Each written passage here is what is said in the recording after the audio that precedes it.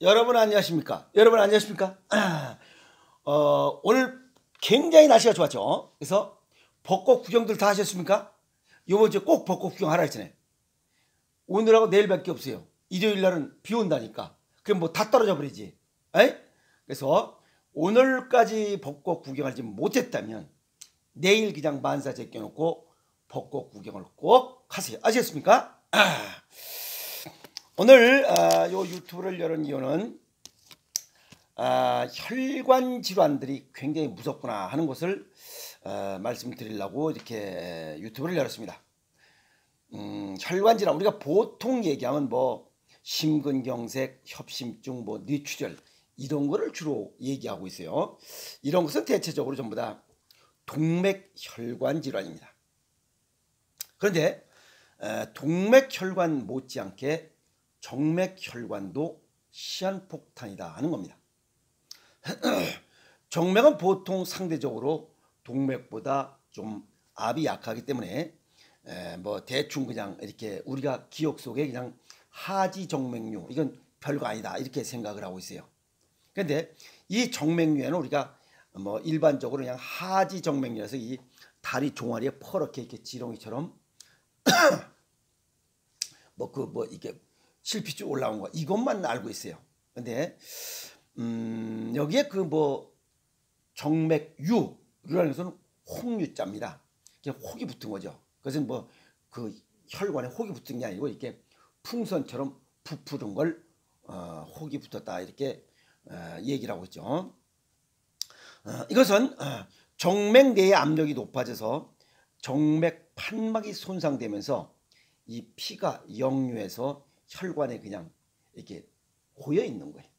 그것이 정맥류예요. 그런데 우리가 일반적으로 그냥 하지에 이건 하주를 내리봤기 때문에 이 종아리에 주로 생기죠.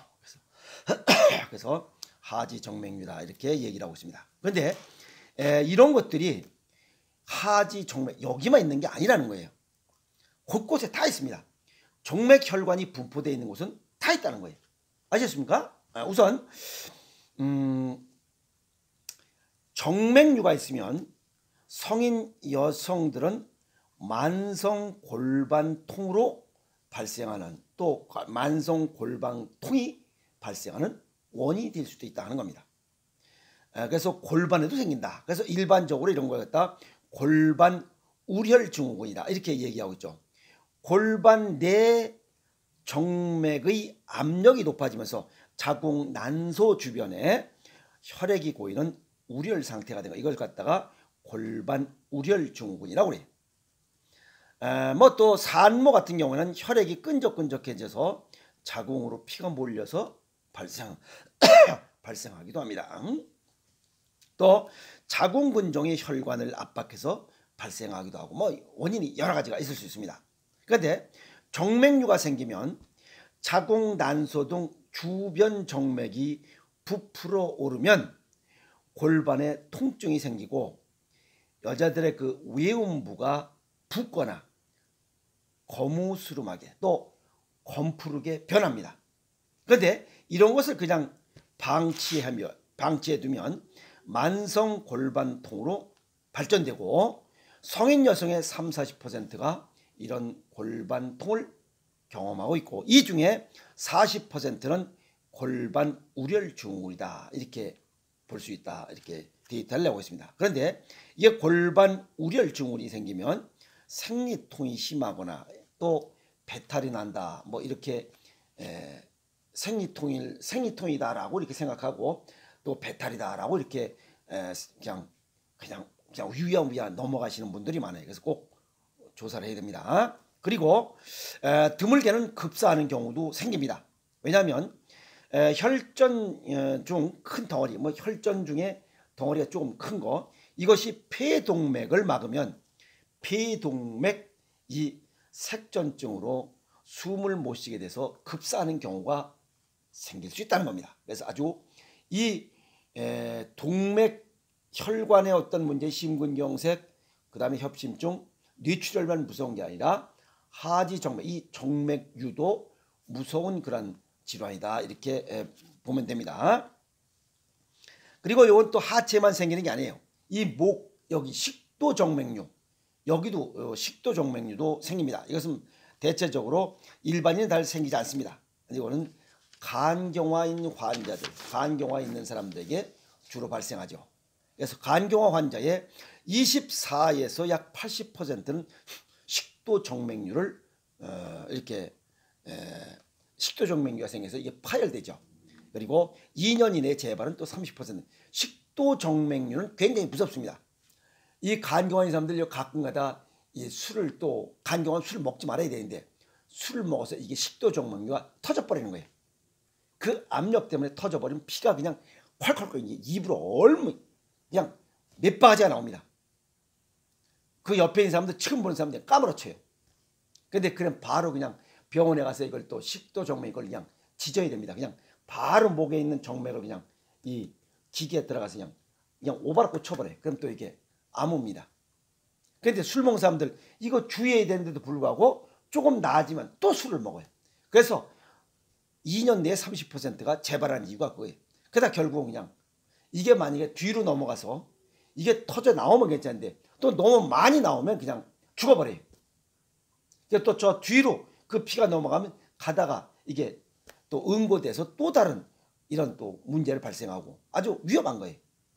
그래서 간경화인 사람들은 식도정맥류가 한두 번씩은 다 경험하는 이런 문제점입니다.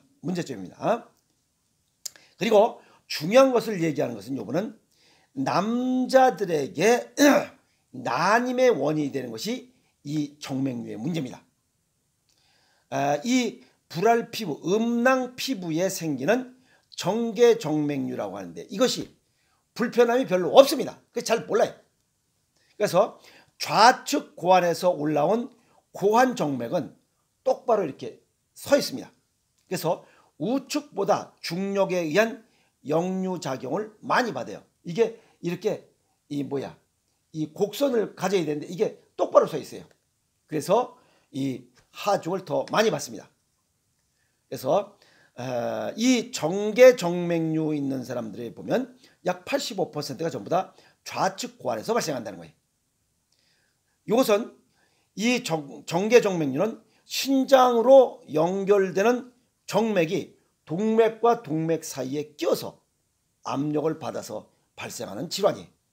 그래서 그렇게 동맥과 동맥 사이에 정맥이 껴서 발생을 하면 음낭의 온도가 오릅니다. 그래서 불알의 온도가 오르는 이런 결과를 초래해요. 그래서 이 불알의 온도, 고환의 온도가 오르면 정자 생산성이 떨어져서 결국 불임의 원인이 된다 하는 겁니다. 그래서 아이를 한 번도 갖지 못한 남성의 35%는 정계정맥류, 그 다음에 첫째 애는 가졌는데 두 번째 애가 잘 안 생기는 사람들, 이 남자들 보면 역시 85%가 정계정맥류를 가지고 있더라는 겁니다. 아시겠습니까? 그래서 병원에서 이게 다 검사했는데 이상이 없고 아기가 잘 들어서지 않는다라고 하는 사람들은 이 남자들의 난임에 관한 이런 조사를 할 때 이 정계정맥류를 꼭 확인해 봐야 됩니다. 이걸 확인하지 않으면 안 됩니다. 아시겠습니까? 그래서 아기를 갖지 못하는 이런 아기를 원하는 부부들은 꼭 가서, 여자도 문제가 없고 대체적으로 여자가 문제가 있는 경우는 이 자궁 내벽이 두꺼운 거죠.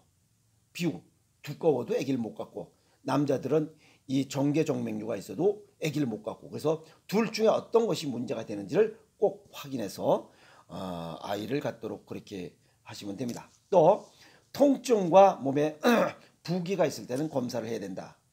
어느 하지 정맥류가 있으면 다른 곳 정맥이 분포되어 있는 곳도 역시 정맥류가 진행되어 있다, 이렇게 보시면 됩니다.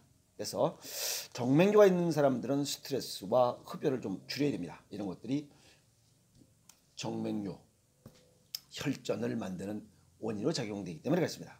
그래서 난소 정맥류, 골반 우렬 증후군, 이런 것들은 전부 다 초음파 검사로 쉽게 할 수 있으니까 머뭇거리지 말고 가세요.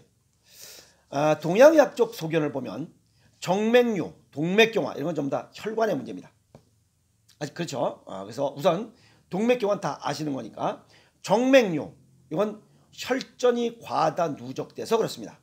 그래서 이 혈전 생성을 최소화하기 위해서는 두 가지가 맞아야 됩니다. 하나는 혈전 생성을 하지 못하도록 혈전이 덜 만들어지도록 하는 이런 좋은 음식, 그게 바로 생식이에요. 그래서 혈전 생성을 최소화하기 위해서는 우리 체질과 건강 정도에 맞는 생식을 먹는 게 제일 으뜸이고, 두 번째는 생긴 혈전이라면 이건 부항사혈로 뽑아내라는 겁니다. 또 독일에서 얘기하는 것처럼 헌혈을 통해서도 혈전을 제거할 수 있어요. 그런 조치를 취해야만 이 하지 정맥류 또는 난소 정맥류, 골반 우렬 증후 이런 것들을 개선시킬 수 있습니다. 그리고 우리 몸속에 생성되어 있는 혈전을 녹여라. 우선 혈전이 끈적끈적하고 딱딱하고 이건 몸을 따뜻하게 해야 돼요. 그래서 몸 내부를 따뜻하게 하려면 맵고 짠 음식을 먹어야 돼요. 그리고 끈적끈적한 이런 혈전을 제거하려면 우리 몸에 수분이 좀 많이 머금고 있어야 돼요. 우리 몸에 수분을 머금을 수 있는 것이 바로 소금이에요. 그래서 소금이 들어간 이런 음식들, 특히 발효 음식이라면 더 좋겠죠. 발효 양념이나 발효 음식, 그죠? 그게 간장, 된장, 고추장, 식초, 장아찌, 절임 음식, 새우젓 같은 것들, 이런 것들을 먹으면 몸 안이 따뜻해져요. 그리고 외부적으로 몸을 따뜻하게 하려면 발을 따뜻하게 해요. 맨발로 걸어라. 그 다음에 뭐 조격을 해라. 뭐 발을 마사지해라. 어떤 것든지 다 좋아요. 이런 것들을 통해서 몸 안의 혈전 생성을 최소화하고 생긴 혈전이라면 빨리 뽑아내고 이렇게 해서 정맥류, 혈전에 의해서 생성되는 이런 정맥류 이런 것들을 미연에 예방하고 방지해서 건강한 삶을 살아갈 수 있도록 하셔야 된다 하는 겁니다. 그래서 식습관과 생활습관을 바꿔서 혈관 질환을 개선하면 건강하게 살아갈 수 있다. 그 중에 혈전이 원인이 됐다면 그 혈전이 생성되지 않도록 체질과 건강 정도에 맞게 이렇게 식이요법을 하면, 생식을 하면 혈전 생성이 최소화되면서 몸 안의 혈액순환이 원활해집니다. 그래서 이런 정맥류 아시겠어요? 하지 정맥류, 식도 정맥류, 무슨 또 동맥경화나 이런 혈관 질환을 예방하고 치유할 수 있다 이렇게 보고, 또 하나는 몸 안에 이미 생성된 혈전이라면 이것을 부항사를 통해서 나쁜 이런 혈전을 제거하면 더 좋은 시너지 효과를 얻을 수 있다. 그리고 발을 따뜻하게 하는 이런 두한조결의 건강 원칙을 이렇게 좀 생활 습관을 갖는다면 이런 혈관 질환 정도는 가볍게 예방하고 치유할 수 있다. 이렇게 정리 말씀을 해드렸습니다. 그래서 내 몸속에 포탄 대관 같은 정맥류 이런 것들을 예방하고 치유하는 방법 3가지. 체질과 건강 정도, 증상에 맞는 생식, 두 번째는 부항사혈과 헌혈, 세 번째는 발을 따뜻하게 하는 이러한 생활 습관을 갖는다면 이런 것들은 별 문제가 되지 않겠다 이렇게 정리할 수가 있고, 여성분들은 만성 골반통이 있다면 한번 검사해 보시고, 간경화 있으신 분들도 주의해야 되고, 또 특히 남자분들의 이런 아이를 갖지 못한 난임인 경우에 꼭 이런 정계정맥류, 고환에 어떤 문제점이 있는지 정계정맥류를 꼭 점검해 보시라고 오늘 이 정맥류에 관한 이야기를 정리했습니다. 아시겠습니까? 그래서 건강하게, 활기차게, 멋있게 4월을 보내도록 합시다. 화이팅!